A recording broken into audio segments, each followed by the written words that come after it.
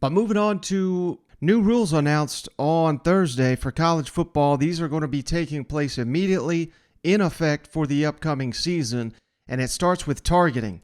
Now, they're not reworking targeting like I'd want it to be.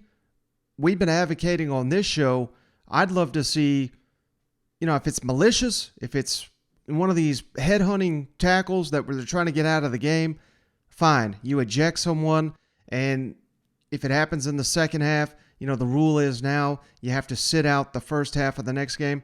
I get all that. To me, these incidental head-to-head contacts, I think they should give you a pass on that, and not a complete pass, almost like in the way I like to equate it is in soccer, where if you commit a foul, but it's not an egregious foul, they give you a yellow card, you get 2 yellow cards, you get ejected.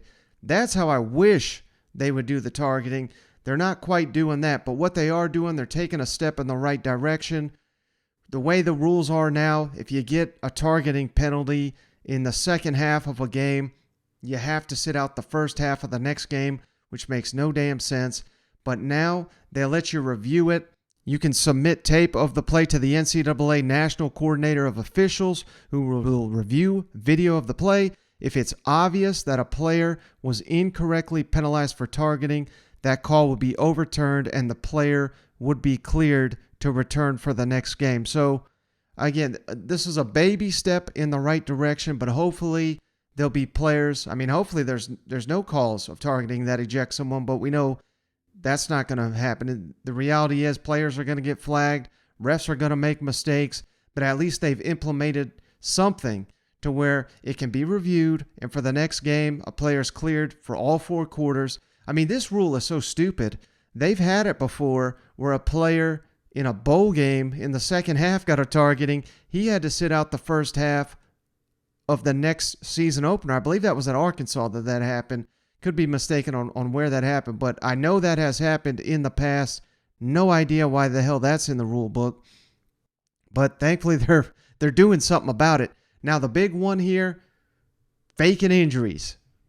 We should call this the Lane Kiffin rule, because we know Ole Miss, or the fainting goats as some like to call them, vacant injuries was a common occurrence there. Now, it certainly happened to teams that were playing Ole Miss. I think it's safe to say we got to include that, because Rebel fans are always quick to point that out. It happened to them as well, and that should just give you an indication of how rampant this issue was. Now, there's still, if you go down to injury, you still have to sit one play. That's the current rule.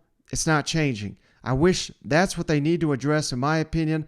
Otherwise, if you want to use a full timeout to get someone right back in the game, I'd be fine with that. But if you're truly hurt, or if you're faking, either one, I don't think it's right to have a player just rush back on the field. Think about it. If you're truly hurt and you only need one play off, how ready are you to go back in the game? And I'm not sitting here saying you should sit out a quarter or a half, anything crazy, but maybe the rest of the series or something like that. So, I don't know. That's something that needs to be addressed. But what they are addressing with the faking of the injuries, teams can now submit review for fake injuries if they see it on video. Every time we see it, the TV cameras capture it.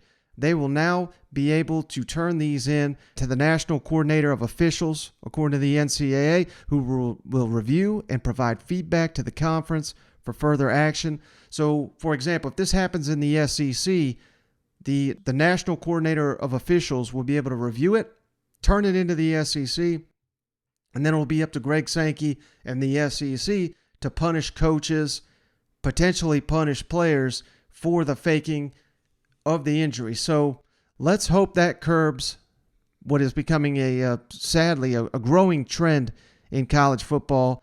It's, on one hand, you could credit Lane Kiffin for finding a little crack in the rules and using it to his advantage.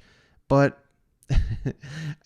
it was week in and week out. We had coaches complaining about it. So we got to do something to put a stop to it. At least they're taking some action. I don't think it's enough. Like I said, I wish players had to sit out a little, at least a handful of plays or something. I don't know. But I would make it a series unless you use a timeout, players cleared to go.